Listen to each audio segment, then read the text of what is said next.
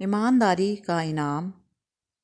ایک دفعہ کا ذکر ہے کہ ایک گاؤں میں ایک رنگ ساز رہتا تھا۔ وہ بہت ہی ایماندار تھا اور بہت اچھے سے کام کرتا تھا، سب سے مناسب قیمت لیتا۔ ایک بار اس گاؤں میں ایک بہت امیر شخص آیا۔ جب وہ آیا تو سب لوگ دیکھتے رہ گئے، کیونکہ اس کے پیچھے کچھ لوگ بہت سارے پھل اور سبزیاں لے کر آ رہے تھے۔ ایک دن اس نے رنگ ساز کو بلا کر کہا کہ تم ایک کشتی کو رنگ کرنے کے کتنے پیسے لیتے ہو؟ رنگ ساز نے کہا کہ میں ایک کشتی کو رنگ کرنے کے لیے 2 تانبے کے سکے لیتا ہوں اور میں آپ سے زیادہ یا کم نہیں لے سکتا۔ امیر آدمی نے کہا، صرف 2 تانبے کے سکے؟ وہ تو تم ابھی لے سکتے ہو۔ رنگ ساز نے 2 تانبے کے سکے لیے اور پوچھا کہ کشتی کہاں ہے؟ آدمی بولا کہ کشتی دریا کے کنارے ہے۔ رنگ ساز بنا دیری کیے دریا کی طرف نکل گیا۔ رستے سے اس نے رنگ خریدے اور کشتی کو رنگ کرنے کے لیے چلا گیا۔ رنگ کرتے ہوئے اسے کشتی کے درمیان ایک چھید نظر آیا تو اس نے اس کو ٹھیک کر دیا۔ پھر رنگ کرنے کے بعد اس نے آدمی کو بلایا۔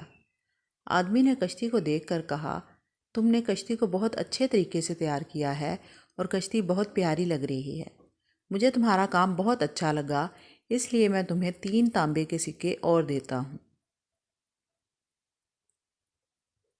اگلے دن آدمی کے بیوی بچے کشتی میں بیٹھ کر سیر کرنے کے لیے نکل گئے۔ جب آدمی واپس آیا تو اسے اچانک یاد آیا کہ کشتی میں تو ایک چھید تھا۔ وہ بہت پریشان ہو گیا کہ کہیں اس کے بیوی بچے دریا میں ڈوب نہ گئے ہوں۔ وہ جلدی سے دریا کے کنارے پہنچا اور رونے لگا۔